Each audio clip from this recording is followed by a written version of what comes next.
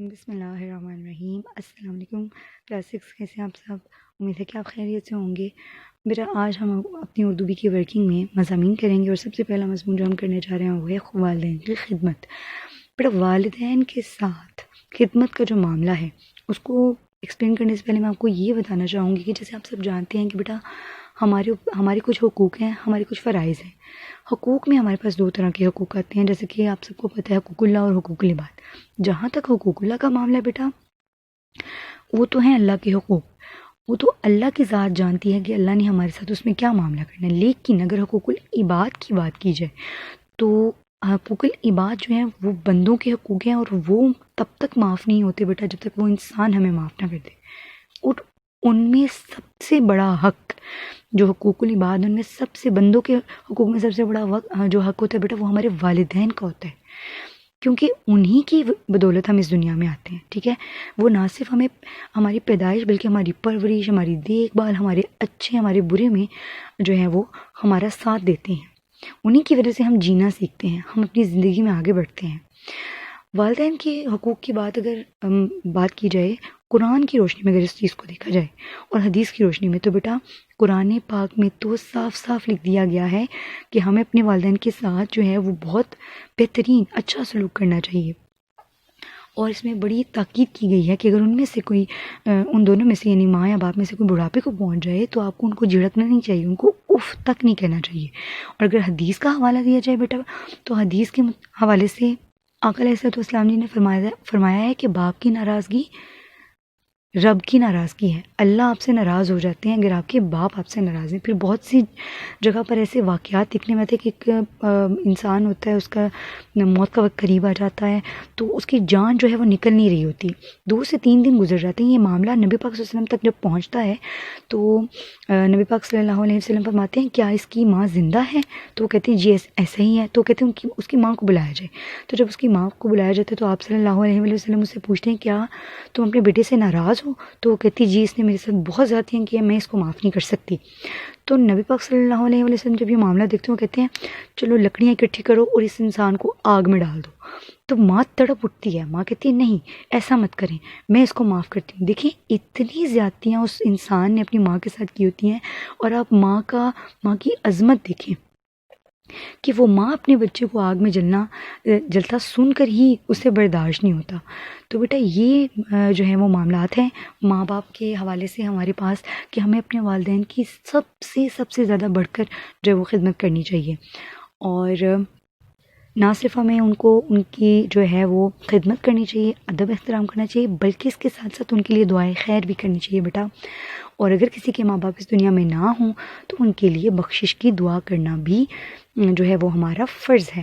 چلیے اب ہم اس کی ریڈنگ سٹارٹ کرتے ہیں۔ بسم اللہ الرحمن الرحیم۔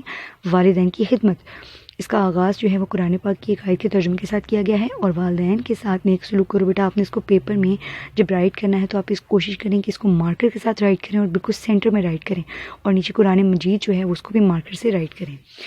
جی فرسٹ ہیڈنگ ہے مقام والدین، والدین کا مقام۔ حقوق 2 طرح کے ہوتے ہیں، حقوق اللہ اور حقوق العباد، یعنی اللہ کے حقوق اور بندہ کے حقوق۔ جہاں تک اللہ کے حقوق کا تعلق ہے وہ اگر چاہے تو معاف کر سکتا ہے، لیکن بندوں کے حقوق اس وقت تک معاف نہیں ہو سکتے جب تک کہ بندے یہ حقوق معاف نہ کریں۔ بندوں کے حقوق میں سے والدین کا حق سب سے بڑھ کر ہے۔ اس کی وجہ یہ ہے کہ والدین اولاد کی پیدائش پرورش اور دیکھ بھال کے ذمہ دار ہوتے ہیں۔ والدین کے بغیر بچے کی صحیح پرورش اور تربیت نہیں ہو سکتی۔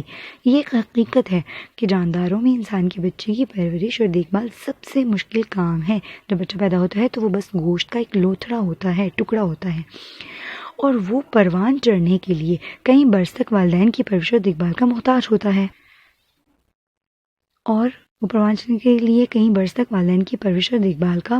ہوتا ہے، اس لیے والدین کا بڑا مقام ہے اور ان کا درجہ اللہ اور اس کے رسول صلی اللہ علیہ وآلہ وسلم کے بعد ہے۔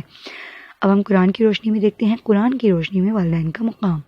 قرآن مجید میں والدین کی اطاعت، خدمت اور حسن سلوک پر، اچھے سلوک پر بہت زور دیا گیا ہے۔ فرما برداری، اطاعت کا مطلب ہوتا ہے فرما برداری، حکم ماننا۔ چنانچہ ارشاد ہوتا ہے اور والدین کے ساتھ اچھا سلوک کرو، اگر تمہارے پاس ان میں سے ایک یا دونوں بڑھاپے کو پہنچ جائیں تو انہیں اف تک نہ کہو اور مت جھڑکو، اور ان کے ساتھ عزت سے بات بات چیت کرو. بیٹا آپ نے اس کو انورٹڈ کاماز میں لکھنا ہے. پھر ارشاد ہوتا ہے اور ہم نے انسان کو اپنے والدین سے نیک سلوک کرنے کی ہدایت کی ہے. بیٹا آج کل دیکھنے میں آتا ہے کہ اکثر جو بچے ہیں وہ ماں باپ کے ساتھ جو ہے وہ بہت ہائی ٹون میں بات کرتے ہیں.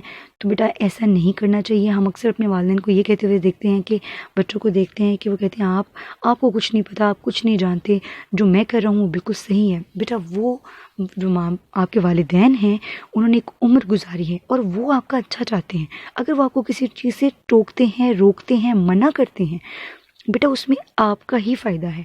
تو ہمیشہ کوشش کریں کہ آپ اپنے والدین سے ادب سے, دل سے ان کی عزت کریں. اور ماں باپ کو جو ہے وہ جو ہے بالکل بھی جھڑکے مت, نہ ان کے ساتھ بدتمیزی کریں, نہ ان سے بدتمیزی سے پیش آئیں. ٹھیک ہے میرا بیٹا. تو آپ نے ان کے ساتھ جو معاملہ رکھنا ہے وہ عزت, احترام, محبت اور پیار والا رکھنا ہے. حدیث کی روشنی میں رسول اکرم صلی اللہ علیہ وآلہ وسلم نے والدین کی اطاعت اور خدمت پر زور دیتے ہوئے فرمایا. اطاعت بیٹا کہتے ہیں فرما برداری کو. بڑے بڑے گناہ یہ ہیں کہ خدا کا شریک بنانا, والدین سے بد سلوکی کرنا, برا سلوک کرنا, کسی کو ناحق قتل کرنا اور جھوٹی قسم کھانا. پھر فرمایا وہ شخص ذلیل ہو جائے, پھر ذلیل ہو جائے جس نے والدین کو دونوں کو بڑھاپے میں پایا اور جنت میں نہ گیا. ایک اور حدیث میں ارشاد ہے باپ کی ناراضگی اللہ کی ناراضگی اور باپ کی خوشی اللہ کی خوشی ہے. ماں کا حق, اگرچہ باپ کا بڑا حق ہے لیکن ماں کا حق باپ سے بھی زیادہ ہے بیٹا.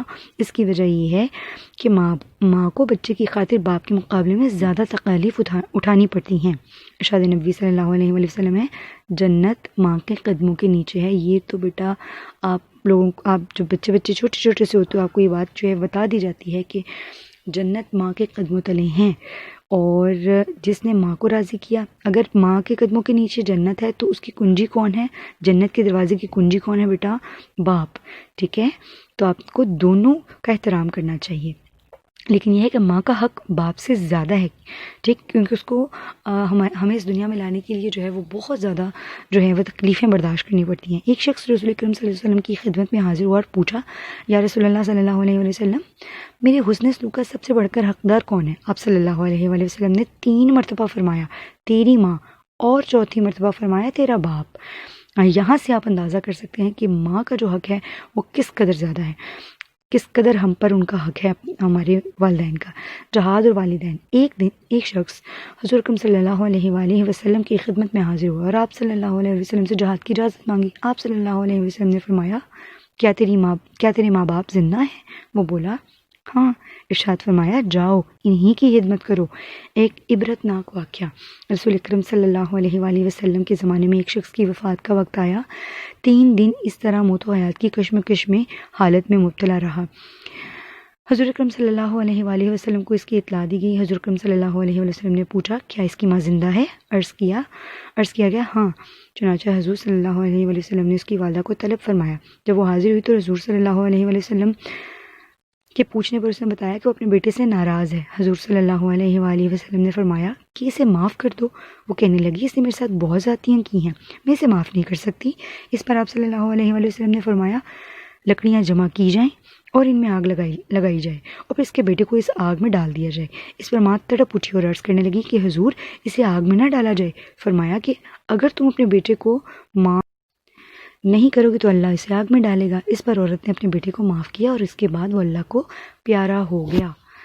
تو بیٹا یہ ہمارے لیے ایک عبرت ناک واقعہ ہے کہ اگر ہماری ماں ناراض ہو, اگر کوئی انسان, اللہ رحم کرے, اللہ سب کو ہدایت دے, اگر کسی انسان کی ماں ناراض ہو اور وہ اس دنیا سے چلا جائے تو بیٹا اللہ تعالیٰ اس کو کبھی معاف نہیں کریں گے.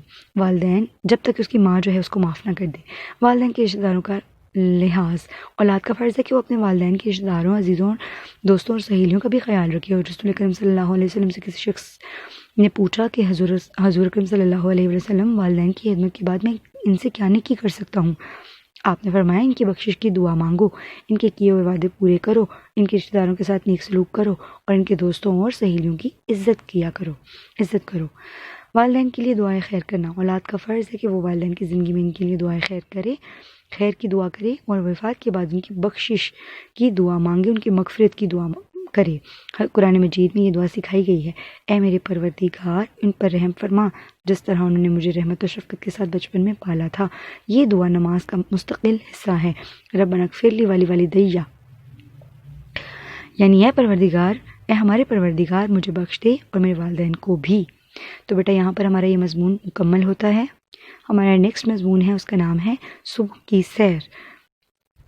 جی بیٹا، صبح کی سیر کے حوالے سے اگر بات کی جائے کہ ہمیں سیر کی ضرورت کیوں ہوتی ہے اور اس کا ہماری زندگی میں کیا کردار ہے، تو بیٹا اگر ایک انسان چاہتا ہے کہ وہ صحت مند رہے، حشاش بشاش رہے، اس کا سارا دن جو ہے وہ بہت اچھا گزرے، اور اگر وہ چاہتا ہے انسان کی وہ چست اور توانا رہے، تو اس کو چاہیے کہ وہ صبح کی سیر ضرور کرے۔ مطلب انسان فجر کی نماز کے لیے اٹھتا ہے تو اس کے بعد اس کو ضرور کوشش کرنی چاہیے کہ قرآن پاک کی تلاوت مکمل کرنے کے بعد وہ ضرور کسی نہ کسی جگہ پر سیر کے لیے جائے۔ اور سب سے بہترین جگہ سیر کے لیے ہوتی ہے بیٹا جہاں پہ گرینری ہو، جہاں پہ پودے ہوں۔ اس سے یہ ہوتا ہے کہ پودوں کی جو ٹھنڈی ٹھنڈی ہوا ہوتی ہے صبح کے وقت، وہ جب ہمارے جو ہے اندر جاتی ہے تو اس کی وجہ سے ہمارا جو پورا کا پورا جسم ہوتا ہے وہ صحت مند اور حشاش بشاش ہو جاتا ہے۔ اس کی وجہ سے ہمارے پورے دن میں ہمیں سستی نہیں آتی بیٹا، کاہلی نہیں آتی۔ اس کی وجہ سے ہمارا جو جسم ہے اس کے اندر صحت مند دماغ جو ہے وہ بہت ضروری ہے۔ اگر انسان کی باڈی جو ہے وہ بہت فٹ ہو لیکن اس کا جو دماغ ہے وہ چاہتا ہے کہ اس کو طاقت اور جو ہے وہ فریشنس ملے، تو اس کے لیے ضروری ہے کہ اسے کیا کرنا چاہیے، اپنے ذہن کو تر و تازہ کرنے کے لیے انسان کو چاہیے کہ وہ ضرور صبح کی سیر کرے۔ اس سے انسان کا سارا دن بھی اچھا گزرتا ہے، صحت بھی اچھی رہتی ہے، اور چاہو تو آپ اس کے ساتھ ہلکی پھلکی ورزش بھی کرو، ٹھیک ہے بیٹا۔ تو اس سے ہمیں بہت سے فائدے جیسے میں نے ابھی آپ کے سامنے مینشن کیے ہوتے ہیں، تو اب ہم اس کو پڑھتے ہیں۔ صبح کی سیر کی ضرورت، صحت مند دماغ صحت مند جسم ہی میں ہوتا ہے۔ جس طرح انسانی صحت کے لیے غذا اور خوراک کی ضرورت ہوتی ہے، اس طرح انسان کو تندرست اور چست رہنے کے لیے سیر بھی ضروری ہے۔ ایکٹیو رہنے کے لیے سیر کی بھی ضرورت ہوتی ہے۔ جو لوگ سیر اور ورزش کے عادی ہوتے ہیں، یعنی ان کی عادت ہوتی ہے، ان سے سستی اور کاہلی دور رہتی ہے، ان کا دماغ اور دل دونوں صحت مند رہتے ہیں۔ اکثر لوگ تو شام کو بھی سیر کو جاتے ہیں، لیکن سیر کا بہترین وقت صبح ہی کا ہوتا ہے۔ سیر کے فائدے، صبح کی سیر سے نہ صرف رات بھر کی نیند کا خمار پوری طرح سے اتر جاتا ہے اور جسم میں ایک تازگی سی آ جاتی ہے، بلکہ انسان کا دماغ بھی دن بھر کے کام کے لیے مستعد ہو جاتا ہے، چست اور توانا ہو جاتا ہے۔ انسان کی طبیعت حشاش بشاش رہتی ہے، سستی کاہلی اور غفلت دور ہو جاتی ہے، لاپرواہی، دل و دماغ تر و تازہ ہو جاتا ہے۔ چونکہ سیر سے ایک قسم کی ہلکی سی ورزش بھی ہو جاتی ہے، اس لیے جسم میں چستی اور توانائی آ جاتی ہے۔ بدقسمت لوگ، صبح کا سہانا اور دلکش وقت بھی قدرت کی ایک عجیب نعمت ہے، بہت ہی خوبصورت نعمت ہے۔ جو لوگ اس نورانی وقت میں باہر سیر کو نکلنے اور طلوع سحر کے دلکش منظر کا تماشا دیکھنے کی بجائے اپنے بستر پر پڑے رہتے ہیں، وہ اس وقت کی قدر کیا جانے۔ ایسے وقت میں جو شخص نیند کے آراٹے لے رہا ہو، اس کی بدقسمتی میں کیا شبہ ہو سکتا ہے، کیا شک ہو سکتا ہے۔ میرا معمول روزانہ کا پروگرام، روزانہ صبح کی سیر کے لیے باہر جانا میرا معمول ہے۔ میں صبح سویرے باقاعدگی سے اٹھتا ہوں، اپنے دوست سعید کو بلا لیتا ہوں۔ آپ یہاں پر اٹھتی ہیں لکھ سکتے ہیں، فیمیلز یہاں پر لکھیں گی اٹھتی ہوں۔ اپنی جو بھی فرینڈ کا نام آپ یہاں پہ لکھنا چاہتے ہیں بلا لیتی ہوں، پھر ہم دونوں ایک باغ کی طرف چل دیتے ہیں جو ہمارے گھر سے کوئی آدھ میل کے فاصلے پر ہے۔ کل جب ہم سیر کے لیے نکلے تو ایک عجیب سہانا اور دلکش منظر تھا۔ میں آپ کو اس دلچسپی کا حال بتاتا ہوں۔ صبح کا منظر، ابھی سورج طلوع نہیں ہوا تھا، صبح کی ہلکی ہلکی ٹھنڈی ہوا کے خوشگوار جھونکے چل رہے تھے۔ ہم اسکولی صاف ستھری ہوا میں لمبے لمبے سانس لے رہے تھے اور دلوں میں ایک عجیب لطف محسوس کر رہے تھے، مزہ محسوس کر رہے تھے۔ ہمیں راستے میں اور بھی کئی آدمی ملے جو سیر میں مصروف تھے۔ آپ یہاں پر لڑکیاں، یہاں پر خواتین لکھ سکتی ہیں۔ درختوں پر پرندے چہچہا رہے تھے، مسجدوں سے اذانوں کی آوازیں آ رہی تھیں۔ پھر ہم نے قریبی مسجد میں نماز ادا کی اور پھر باغ کی طرف چل دیے۔ اب سورج کی روشنی ہر طرف پھیلتی جا رہی تھی، اس کی سنہری کرنوں سے درختوں اور مکانوں کی چوٹیاں، کھیت اور میدان چمک اٹھے تھے۔ یہ بڑا دلکش اور خوبصورت سما تھا، منظر تھا۔ تمام فضا نورانی ہو چکی تھی، آسمان پر شفق کی سرخی اپنی بہار دکھا رہی تھی، مطلب سورج کی جو کرنیں ہوتی ہیں۔ دور تک ہرے بھرے کھیت پھیلے ہوئے تھے اور گھاس اور پتوں پر شبنم کے قطرے موتیوں کی طرح چمک رہے تھے۔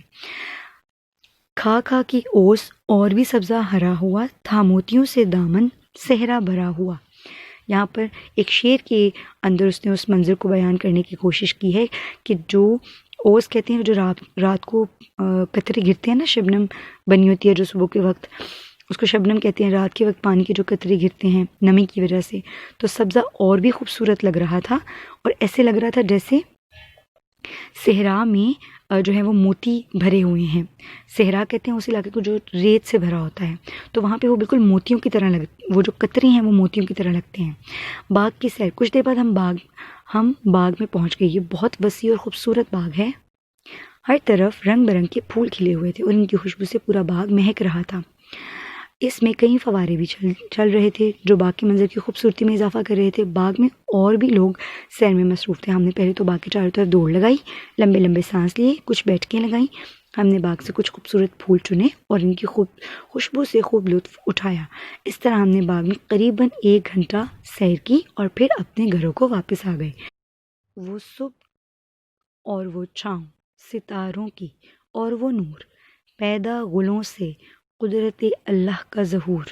یعنی کہ وہ یہاں پہ ایک منظر کو اپنے شعر کے الفاظ میں انہوں نے لکھا ہے انیس نے. یہ شاعر کا نام ہے بیٹا. وہ یہ کہنا چاہتے ہیں کہ جو منظر ہے اس میں صبح کا وقت ہو چکا ہے اور ستارے ابھی ٹمٹما رہے ہیں، اس کی وجہ سے ہر طرف ستاروں کی روشنی کی وجہ سے ہر طرف نور ہی نور ہے. اور جو گل ہیں یعنی پھول، وہ اللہ تعالیٰ کی قدرت کو ظاہر کر رہے ہیں. وہ اللہ تعالیٰ کی قدرت کا ایک جو ہے وہ شاندار نظارہ پیش کر رہے ہیں. جی بیٹا نیکسٹ ہے اسکول کو روانگی. ہم نے گھر پہنچ کر تازہ پانی سے غسل کیا، اسکول کا یونیفارم پہنا اور بستہ تیار کیا. اتنے میں ناشتہ تیار ہو گیا اور ہم ناشتہ کر کے اسکول روانہ ہو گئے. اسکول میں ہم نے جی لگا کر پڑھائی کی اور صبح کی سیر کی وجہ سے ہماری طبیعت دن بھر خشاش بشاش اور خوش و خرم رہی. جی بیٹا آپ نے یہاں اس دونوں مضامین کو بہت اچھے سے لرن کرنا ہے. ایک میں نے آپ کو کروایا والدین کی خدمت اور ایک صبح کی سیر. آپ نے ان دونوں مضامین کو بہت اچھے سے لرن کرنا ہے.